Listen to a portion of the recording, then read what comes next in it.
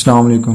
میں ہوں شرافت علی اور آپ دیکھ رہے ہیں میرا چینل ہیلتھ اینڈ گائیڈ۔ پچھلی سابقہ ویڈیو میں ہم نے پڑھا تھا خون کی ماہیت، اخلاط کیا ہے، اخلاط کی حقیقت کیا ہے، صفرا دافع تعفن ہے تو اس میں خمیر یا تعفن یعنی بیماری کیسے پیدا ہو سکتی ہے،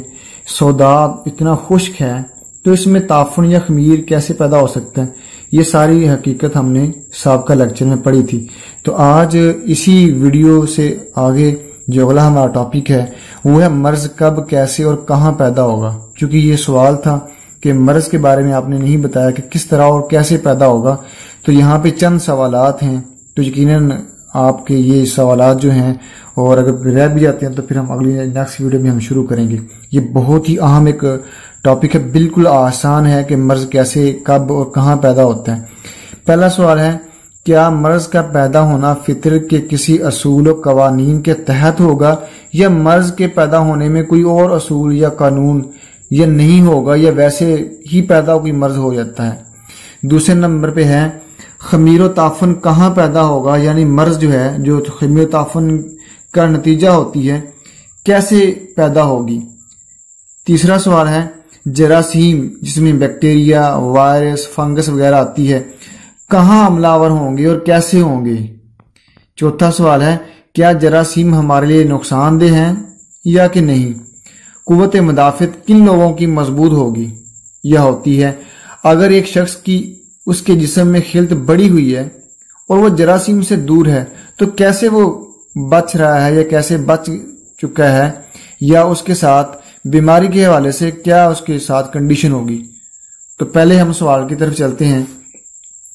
کیا مرض کا پیدا ہونا فطرت کے اصول و قوانین کے تحت ہوگا یا مرض کے پیدا ہونے میں کوئی اصول یا قانون ہے یا نہیں ہے یا ویسے ہی کوئی مرض جو ہے وہ پیدا ہوگا۔ یاد رکھیے، جس طرح کوئی مرض پیدا ہوتی ہے اور علاج ہم کرتے ہیں، وہ علاج بیسیکلی فطرت کے اس اصول کو مد نظر رکھتے ہوئے جو قوانین ہیں اس کے تحت جب علاج کرتے ہیں تو فطرت وہاں پہ شفا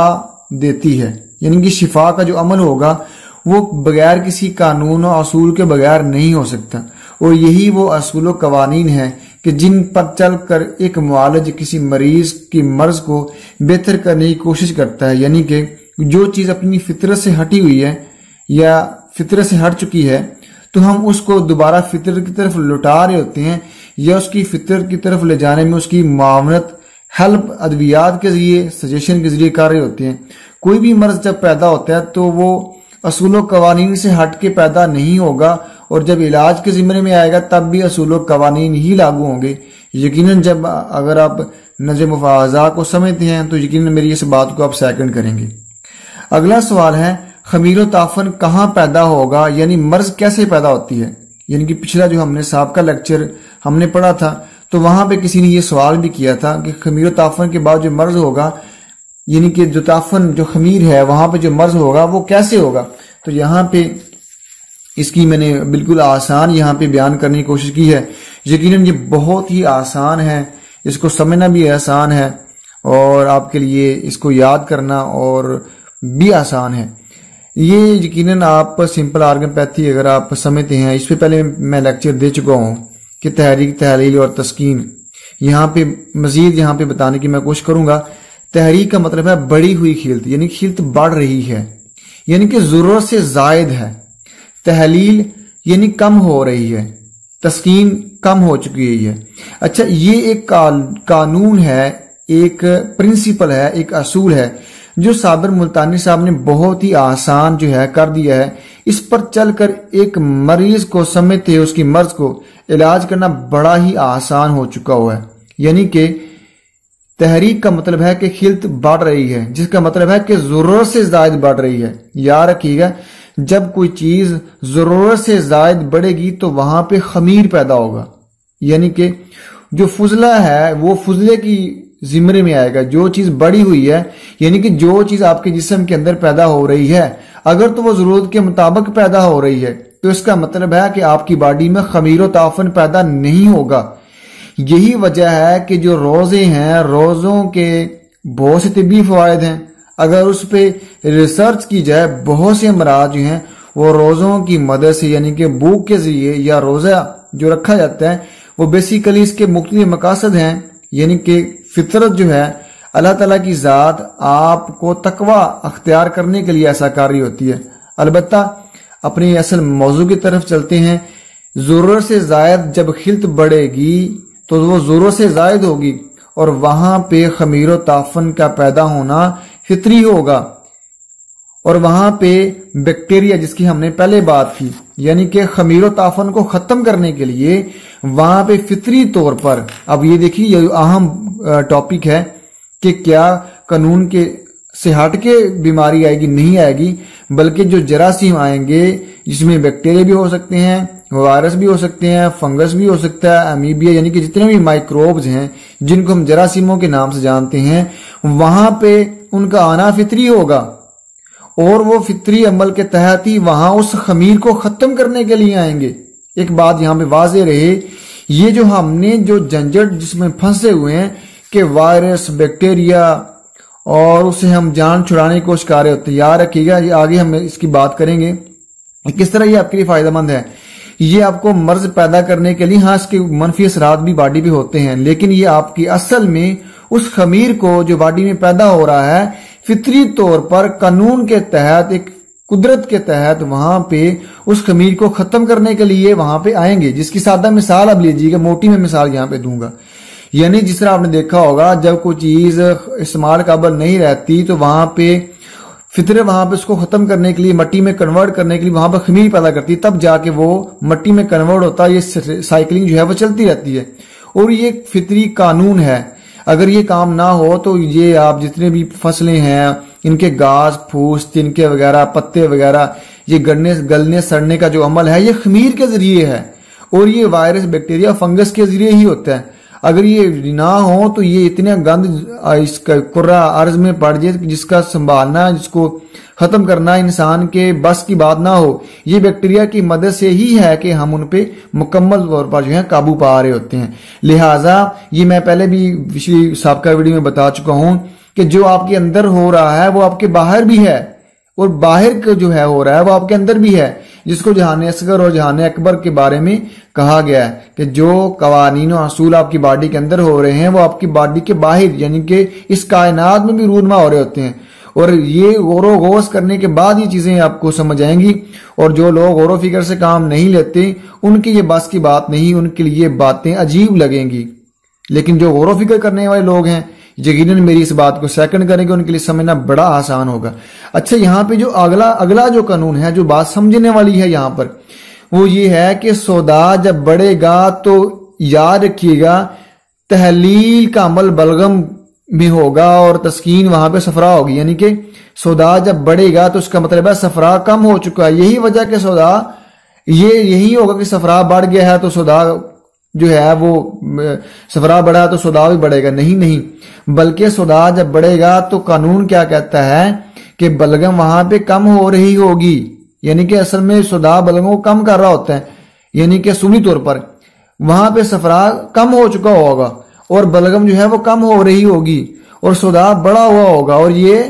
کہہ لیں کہ جب یہ مرضی، جب یہ بیلنس وہاں میں ہوں گے تو یہ صحت ہوگی، جب ان میں تغیر آئے گا، جب اس میں غیر متوازن کنڈیشن ہوگی تو مرض ہوگا۔ اسی طرح صفراوی، یہ تین طرح کی تو مرض ہیں، اسی طرح صفراوی مرض کیا ہوگا؟ اچھا، یہاں پہ ایک اور بات میں واضح کرتا چلوں، باقی جتنی چیزیں باڈی میں پیدا ہو رہی ہوتی ہے نا وہ سارے امراض نہیں ہوتے، وہ بلکہ علامت ہوتی ہے۔ جس طرح کانسٹیپیشن یہ مرض نہیں علامت ہے، جس میں درد کا ہونا یہ مرض نہیں بلکہ علامت ہے،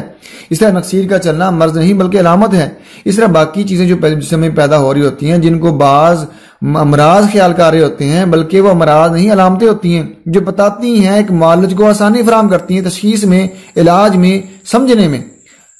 آگے ہم چلتے ہیں، صفرا کی ہم بات کرتے ہیں۔ صفرا جب بڑھے گا، خلط جب صفرا بڑھے گی، اچھا جب یہ بیلنس ہوگا تو مرض نہیں صحت ہوگی۔ جب ان میں تغیر آئے گا، اس میں فطری چیزیں، یہ فطرت سے چیزیں ہٹیں گی، یعنی کہ صفرا ضرور سے زائد ہوگا تو وہاں پہ جراثیم آئیں گے اس کو ختم کرنے کے لیے، جو وہاں پہ زائد صفرا بڑھا ہوا ہے۔ لہٰذا جب صفرا بڑھے گا تو بلغم جو ہے وہ کم ہو چکی ہوگی، بلغم کی پیدائش کم ہو چکی ہوگی اور سودا کم ہو رہا ہوگا۔ ایک بات یہاں پہ میں دونوں یہاں پہ بتاتا چلوں، جب سودا بڑھتا ہے تو ہم علاج جب بیماری والی حالت ہوتی ہے تو ہم صفرا بڑھاتے ہیں، یعنی کہ جہاں پہ تسکین ہے، وہاں جہاں پہ تحریک ہے وہ مقام مرض ہے، اور تسکین مقام میں اس کو یعنی کہ وہ اپنے خلط کو بڑھانا ہوتا ہے۔ جب یہ بڑھائیں گے تو وہ دوسری چیز کم ہوگی اور وہ مرض خود بخود ختم ہو جائے گا۔ آگے ہم بات کرتے ہیں بلغم کی۔ جب یہ بلغم، صفرا، سودا جب یہ اپنی نارمل کنڈیشن میں ہوں گے تو مرض نہیں بلکہ صحت ہوگی۔ جب یہ ان بیلنس ہوں گے، غیر متوازن کنڈیشن ہوگی، فطرت سے جب یہ ہٹے گی، یعنی کہ بلغم ضرورت سے جسم کی زیادہ بڑھے گا، یعنی کہ سادہ الفاظ میں سوداوی زیادہ چیزیں استعمال کریں گے، اوور ایٹنگ کریں گے، زیادہ کھائیں گے آپ ضرورت سے زائد، سوداوی یعنی کہ اسٹک، تو مرض پیدا ہوگی۔ صفراوی چیزیں ضرورت سے زیادہ کھائیں گے تو مرض پیدا ہوگی۔ اس طرح بلغمی ضرورت سے زیادہ استعمال کریں گے تو بلغمی یعنی کہ امراض پیدا ہوں گے۔ یعنی سادہ الفاظ میں جو لوگ یہ غذائیں بدل بدل کے استعمال کرتے ہیں وہ بیمار کم پڑتے ہیں، لیکن جو ایک ہی غذا کو کھاتے رہتے ہیں، مسلسل کھاتے ہیں ایک ہی قسم کی غذا کو، پھر جس قسم کی غذا کھاتے ہیں وہ چیز بڑھے گی، بڑھنے سے وہ اس میں تحریک پیدا ہوگی، ضرورت سے زیادہ جو خلط پیدا ہوگی اس میں، وہاں پہ جراثیم اس کو ختم کرنے کے لیے فطری طور پر وہاں پہ آئیں گے، جو کہ اس زہر کو ختم کرنے کے لیے آئیں گے۔ افسوس اس بات کا ہے کہ وہاں پہ ہم اس مائکروبز کو، ان جراثیموں کو جو ہمارے ماحول کا حصہ ہیں، جن سے ہمیں فائدہ یا نقصان ہو رہا ہوتا ہے، ان کو فوراً قتل کرنے کی کوشش کرتے ہیں اینٹی بائیوٹک دے کر، اور وہ پھر کیا ہوتا ہے نتیجہ کے طور پر اور امراض پیدا ہو جاتے ہیں، یعنی کہ ایک مرض گیا نہیں، نیا مرض پیدا ہو گیا۔ چلیں ہم اس کی بات کر رہے تھے، جب بلغم ضرورت سے زیادہ بڑھے گا اس کا مطلب ہے سودا کم ہو چکا ہوا ہے اور صفرا جو ہے وہ کم ہو رہا ہے، تو خمیر و تعفن جو پیدا ہوگا اس میں بلغم میں ہوگا۔ اس کا مطلب ہے کہ جو امراض وہ بلغمی ہوگی، اس کو ہم سودا کو اپنے پڑھا ہوگا، عضلاتی اور یہ غدی اور یہ اعصابی، یہ ان چیزوں کے بارے میں پہلے جو اصلاحات ہیں سمپل آرگنوپیتھی کی وہ آپ کو بتا چکا ہوں۔ یقیناً یہ چیزیں آپ کو بڑی ہی آسان ہے سمجھنے میں اور اس کو لرن کرنے میں، چیزیں بڑی آسان ہیں۔ ہم آگے چلتے ہیں۔ چوتھا سوال ہے کیا جراثیم ہمارے لیے نقصان دہ ہیں؟ یاد رکھیے گا اس کائنات کے اندر ایک چیز کو مس کر دیں تو پوری جو ہماری جو قرآن کو آپ دیکھ لیں، اگر قرآن میں ایک چیز کو مس کر دیں تو اس کی مس کرنے سے ہمیں بڑا لاس ہوگا۔ فرض کیجیے ہم پانی کو مس کر دیتے ہیں تو آپ کے سمجھ زندگی باقی رہ جائے گی۔ چلیں پانی کے علاوہ کسی ایک درختوں کو ہم ختم کر دیتے ہیں تو اس کا مطلب ہے کہ کیا جو درخت ہیں وہ ختم کرنے سے